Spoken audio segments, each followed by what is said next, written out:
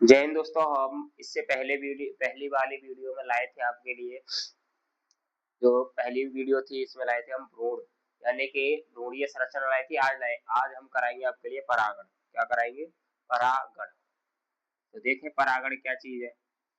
परागण यानी पॉलिनेशन। ठीक है भाई। परागण मैंने बताया था कि ये क्या है, एक माध्यम है। क्या है? माध्यम। यानी कि ये हो गया आपका पुंकेसर। और पुंकेसर के भाग होते हैं दो, पुतंतु और परागकोश। ठीक है। और ये हो गया जायांग।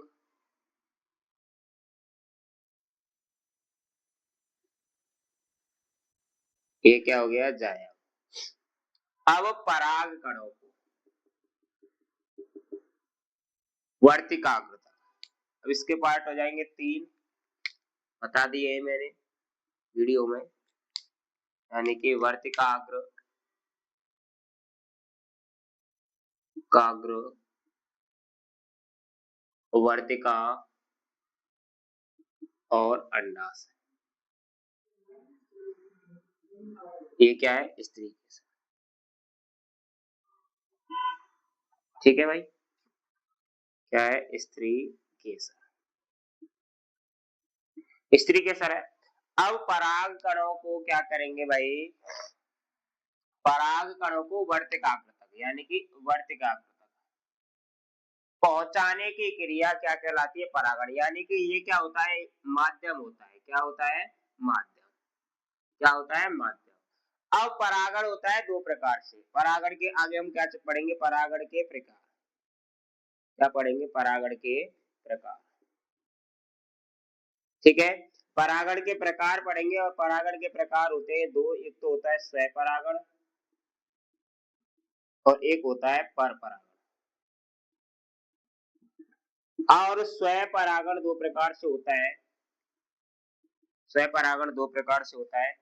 एक तो होता है स्वपुष्पन। स्वपुष्पन। और एक होता है सजात पुष्पी। सजात पुष्पी। ठीक है। तो स्वपरागण में क्या होता है? एक ही जाति के पुष्प के दूसरे यानी एक ही जाति के पौधे के पुष्प के दूसरी पुष्प की वर्तिकाग्रता परागण को पहचाना क्या कहलाता है? स्वपरागण। ठीक है। और परपरागण क्या कहलाता है? यानी कि एक पुष्प का पुंकेसर तथा दूसरी पुष्प के यानी एक पुष्प का पुंकेसर दूसरे पौधे के पुष्प के वर्तिकाग्र तक पहुंचने की क्रिया कहलाती है परागण। और ये परपरागण होती है, माध्यम होते हैं इसके। जल परागण, वायु परागण, कीट परागण। यानी जैविक और अजैविक दो माध्यम होते हैं। वो हम आगे वीडियो में बताएंगे इसी वीडियो में। ठीक है। तो देखें परागण। तो पुंकेसर के परागकोश, पुंकेसर के परागकोश से स्त्री केसर के वर्तिकाग्र भाग तक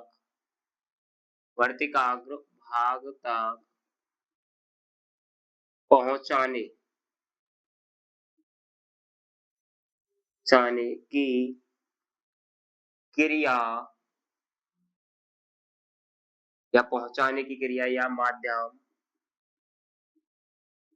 परागण पुंकेसर के परागकोश से कणों को स्त्री केसर के वर्तिकाग्र स्त्री केसर की वर्तिकाग्र पर पहुंचाने की क्रिया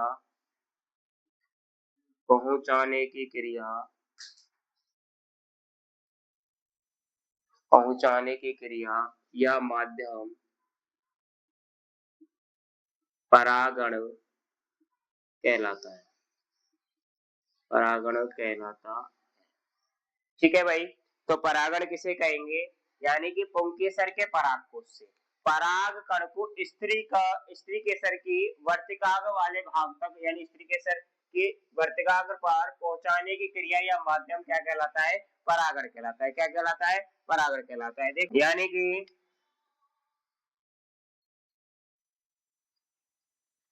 ये हो गया पुंकेसर, और पुंकेसर के भाग मैंने दो बताए थे, एक तो पुतंतु और ये हो गया परागकोश। ठीक है, ये होगी आपकी जाया, यानी कि स्त्री केसर।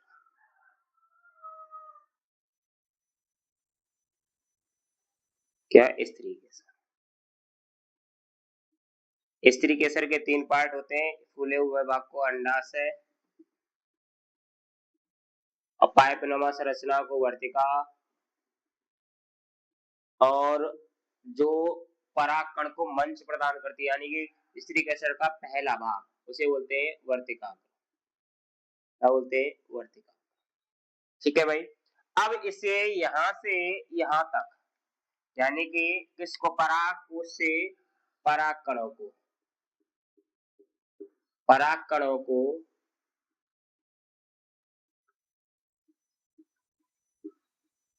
ठीक है, पराग कणों को कहां पहुंचाना, वर्तिकाग्र तक। इस माध्यम को क्या बोलते हैं, पराग। क्या बोलते हैं, पराग। ठीक है भाई, यानी कि परागकोश के पराग कणों को जिस माध्यम से वर्तिकाग्र तक पहुंचाते हैं उसे क्या कहते हैं, परागण। अब परागण की क्रिया होती है दो प्रकार से, यानी कि कितने प्रकार से, दो प्रकार से। तो परागण की किस प्रकार, परागण के प्रकार, तो जो परागण के प्रकार होते हैं वो दो प्रकार होते हैं। एक तो होता है स्वपरागण, एक तो होता है स्वपरागण, और एक होता है परपरागण। क्या होता है, एक तो स्वपरागण और एक होता है परपरागण। स्वपरागण के दो भाग होते हैं, यानी कि स्वयुग्मन या स्वपुष्पन, स्वयुग्मन, स्वयुग्मन, या दूसरा होता है सजात पुष्पीय, सजात पुष्पी।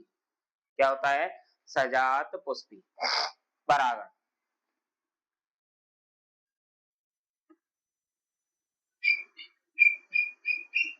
सजात पुष्पी परागण, स्वयुग्मन परागण। यानी कि स्वयुग्मन परागण में क्या होगा, एक ही पौधे के, यानी कि एक ही पौधे के एक ही पुष्प में, ठीक है, मेल और फीमेल दोनों होंगे। जैसे कि डायग्राम बना के बताता हूं मैं।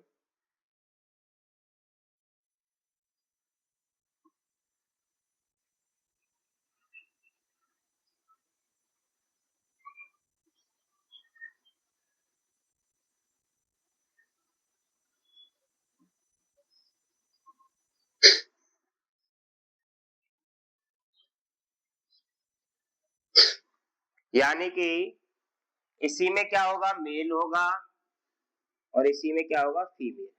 ठीक है, ऐसे इसमें मेल और फीमेल, मेल और फीमेल, मेल और फीमेल, मेल और फीमेल, इस प्रकार की क्रिया को क्या कहेंगे, स्वयुग्मन। और सजात पुष्पी परागण क्या होता है भाई, सजात पुष्पी परागण होता है, इस वाले को क्या बोलेंगे, स्वयुग्मन, स्वयुग्मन परागण। यानी कि सजात पुष्पी में क्या होगा भाई, सजात पुष्पी में होता है, यहां बना देता हूं, सजात पुष्पी में होगा आपका, क्या होगा,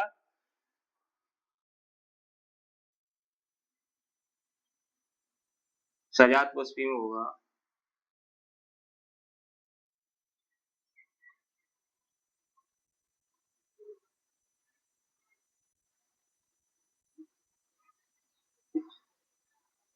सजात पुष्पी में क्या होगा भाई, यानी कि ये मेल है, ये क्या होगा, फीमेल, ये मेल है, ये क्या होगा फीमेल, ये मेल है। इस प्रकार यानी एक ही पौधे यानी एक ही पौधे के पुष्प यानी कि सजात यानी एक साथ सहयुग्मन एक साथ मिलेंगे, सजात यानी एक ही जाति के पुष्पों में क्या होगा परागकण क्रिया, जैसे कि इसमें ये मेल है ये क्या होगा फीमेल, ये मेल है ये क्या होगा फीमेल, यानी ये क्या होगा फीमेल, ये क्या होगा मेल यानी नर युग्मक, ठीक है भाई, ये क्या होगा फीमेल। तो इस प्रकार के परागण को क्या कहेंगे सजात पुष्पी परागण। और पर परागण होता है दो प्रकार से होता है, ये तो जैवीय कारकों से और ये होता है अजैविक कारक, यानी अजैविक कारक जैसे जल है वायु है, ठीक है, जैव कारक जैसे पक्षी है कीट है, ठीक है, इनके द्वारा होगा। अब देखो परागण के प्रकार, क्या परागण के प्रकार, तो मैंने बताए थे परागण के दो प्रकार होते हैं भाई, कौन कौन से, डायग्राम बना के बता दिया था। परागण के प्रकार होते हैं दो, एक तो होता है स्वयं परागण, ठीक है, और एक होता है पर परागण, ठीक है। तो स्वयं परागण को देखो भाई, यानी कि स्वयं परागण, तो स्वयं परागण के होते हैं दो प्रकार, स्वयं युग्मन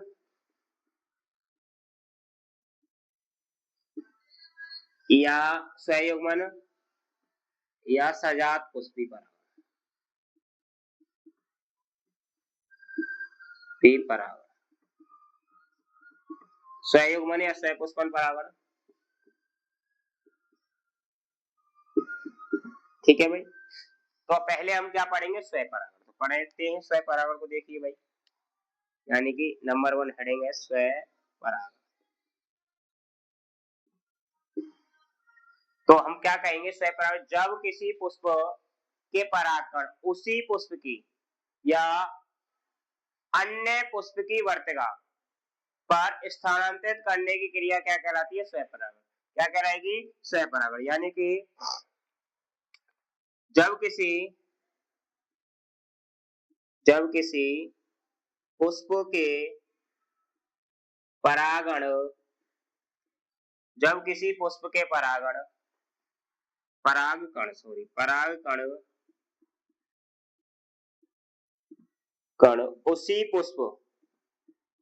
उसी पुष्प या जब किसी पुष्प के परागकण उसी पुष्प या अन्य पुष्प की वर्तिकाग्र पर स्थानांतरित करने की प्रक्रिया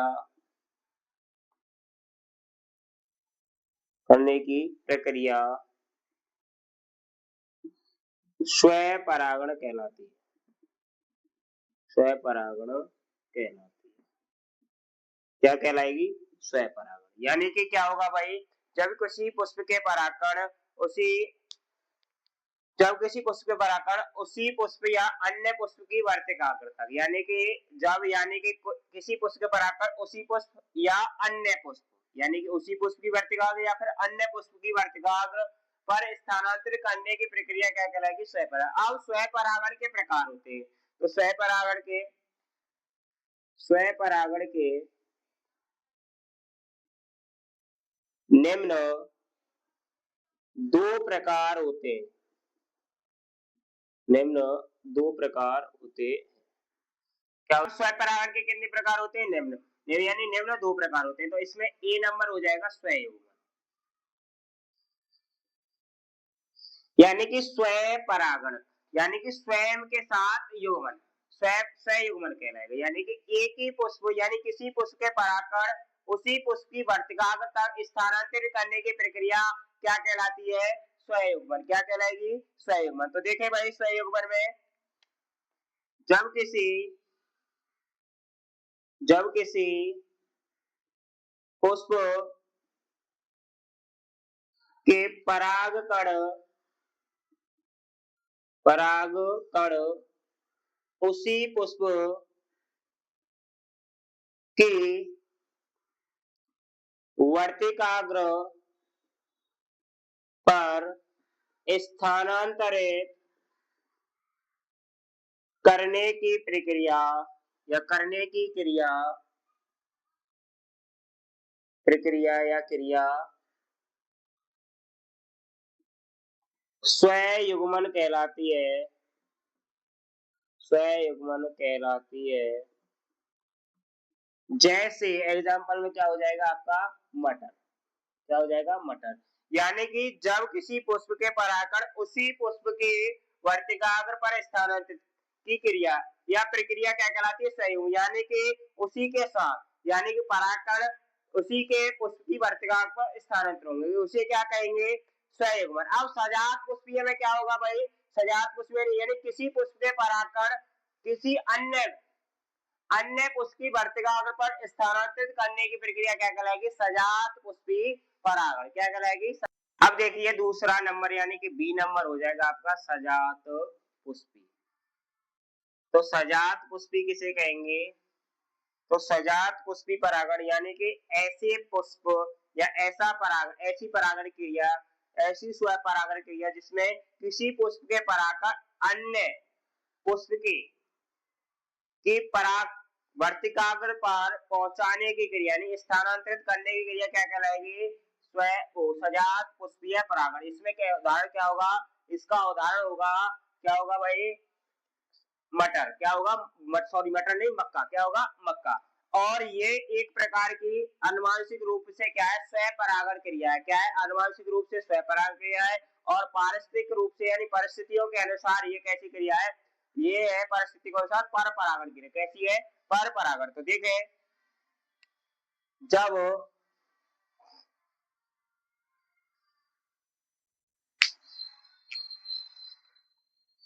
जब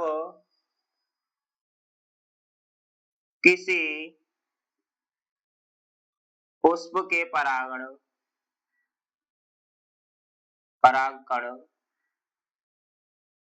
अन्य परागकण अन्य पुष्प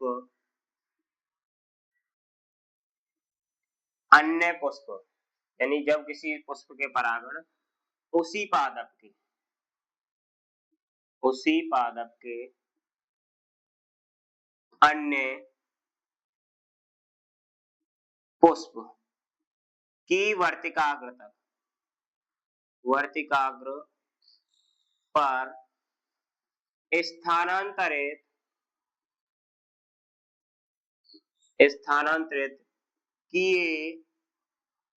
स्थानांतरित करने की क्रिया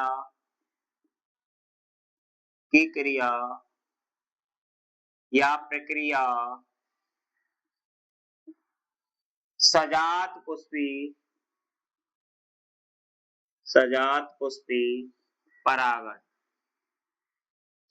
पुष्पी परागण कहलाते हैं। क्या कहलाते हैं सजात पुष्पी परागण। जैसे जैसे हो जाएगा इसमें मक्का, क्या हो जाएगा मक्का। यानी कि भाई क्या होगा जब किसी पुष्प के परागण उसी पादप के यानी उसी पौधे के अन्य पुष्प की वर्तिकाग्र तो स्थानांतरित करने की प्रक्रिया या क्रिया सजात पुष्पी परागण कहलाती है। जैसे कि इसमें उदाहरण आपको हो जाएगा मक्का, क्या हो जाएगा मक्का।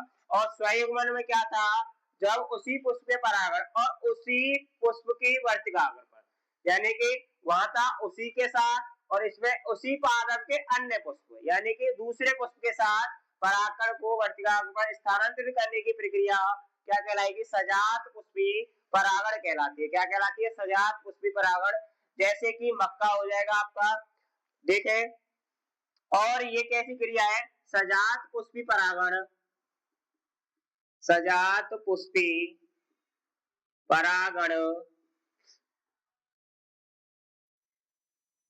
स्वयं आनुवांशिक रूप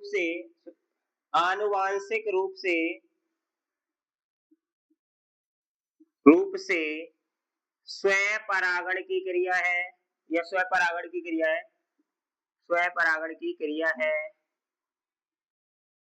जबकि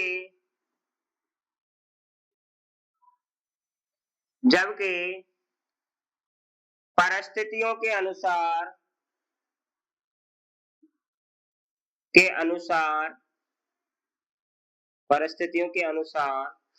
यानी कि परिस्थितियों के अनुसार क्या होगी परिस्थिति के अनुसार यह कैसी क्रिया है? पर परागण की क्रिया, पर परागण की क्रिया है। ऐसी क्रिया है, पर परागण की क्रिया है। क्या है भाई? अब क्या होगा इसमें, यानी कि स्वयं परागण किस किस के अनुसार, अनुकूलता के अनुसार होता है, यानी स्वयं परागण के अनुकूलन के लिए, अनुकूलन के लिए अनुकूलन,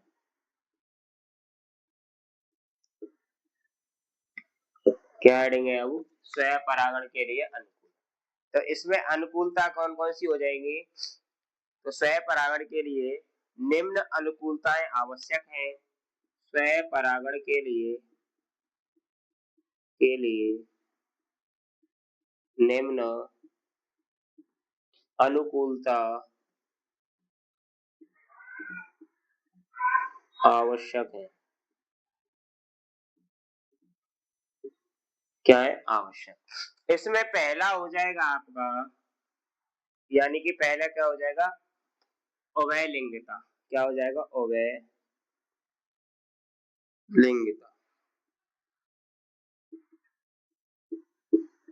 ठीक है, अवय लिंगिता। दूसरा हो जाएगा आपका समकाल परिपक्वता।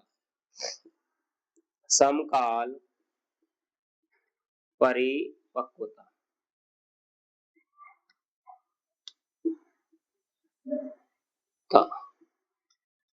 समकाल पक्वता। और तीसरा हो जाएगा आपका अनुमीलियता। अनुमीलियता। ठीक है भाई, ये हो जाएंगे। पहला है अवय लिंगिता। अवय लिंगिता, अवय लिंगिता किसे कहेंगे? यानी कि स्वयं परागण के लिए, यानी कि स्वयं परागण के लिए, यानी कि स्वयं परागण के लिए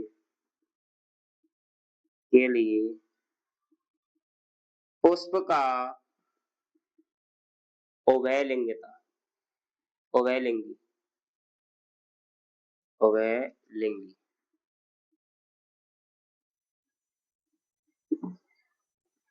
या पादप का अवय लिंगाश्रयी, या पादप का अवय लिंगाश्रयी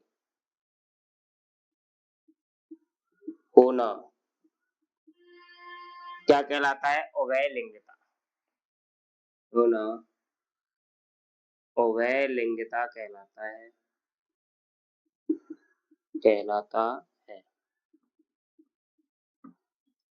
यानी कि अवय लिंगिता का मतलब क्या है कि, यानी कि उसमें क्या होगा, यानी कि नर युग्मक और मादा युग्मक दोनों एक ही पुष्प में उपस्थित होंगे, उन्हें क्या कहेंगे? अवयलिंगी पुष्प। और अवयलिंगिता किसमें पाई जाती है? इसमें एग्जाम्पल होगा आपका, तो एग्जाम्पल के रूप में आप होंगे, यानी आपका एग्जाम्पल क्या होगा? मटर।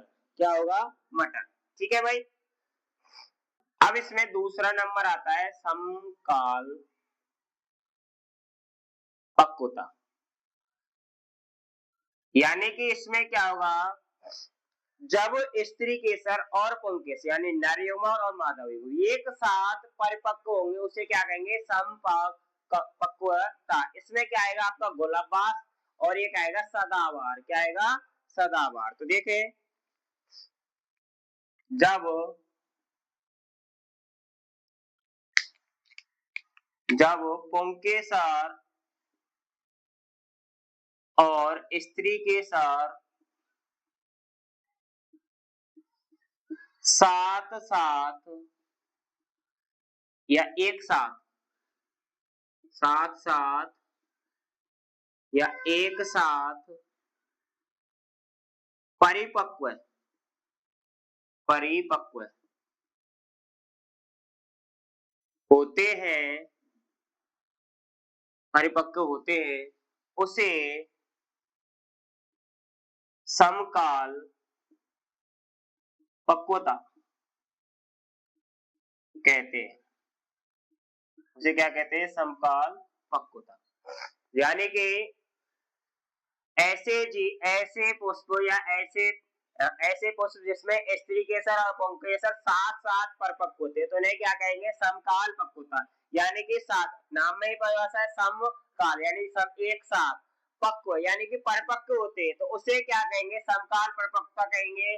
जैसे इसमें क्या हो जाएगा आपका गुल अब्बास, क्या हो जाएगा, एग्जाम्पल हो जाएगा गुल अब्बास, गुल अब्बास। और एक होता है आपका सदाबहार, सदाबहार, ये हो जाएंगे इसके उदाहरण। ठीक है भाई। अब आपकी तीसरे नंबर हेडिंग है अनुमीलियता, अनुमीलियता, और ये इंपॉर्टेंट हेडिंग है। कैसी है, वेरी वेरी इंपॉर्टेंट। ठीक है, अनुमीलियता क्या होता है, यानी कि कुछ पादपों में क्या नहीं खुलते, पुष्प नहीं खिलते, या अर्थात सदैव पुष्पन की क्रिया नहीं होती। जैसे कि बायोला, कौन हो जाएगा, बायोला। तो देखे कुछ पादपों में क्या होगा, कुछ पादपों में पुष्प, कुछ पादपों में पुष्प कभी नहीं खिलते, कभी नहीं खिलते, खिलते, अर्थ खिलते अर्थात सदैव बंद रहते हैं, अर्थात सदैव बंद रहते हैं। इस क्रिया को, इस क्रिया को, क्रिया को अनुमीलियता, अनुमीलियता कहते हैं। क्या कहते हैं, अनुमीलियता। जैसे बायोला, क्या होता है, एक पुष्प होता है बायोला, यानी कि इसमें क्या नहीं होता, पुष्पन की क्रिया नहीं होती, यानी कि कुछ पादपों में कभी क्या नहीं करते, पुष्प नहीं करते, अर्थात सदैव क्या होते हैं, बंद रहते हैं। इस क्रिया को अनुमीलियता कहते हैं, अनु और मील होना। ठीक है भाई। अब इसके बाद है स्वयं परागण के लाभ, तो स्वयं परागण के क्या क्या लाभ है ये बताने हैं, यानी कि इनसे क्या क्या लाभ होते हैं। तो स्वयं परागण से पहला लाभ हो जाएगा, इसमें अधिक परागण बनाने की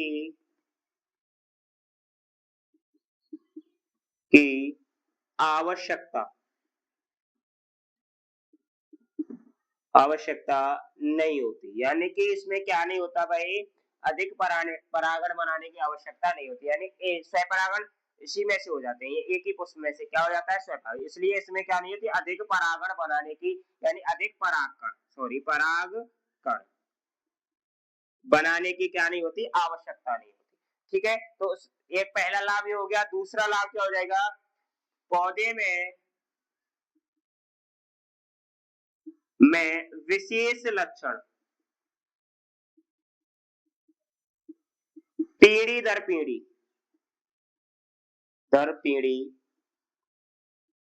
बने रहते हैं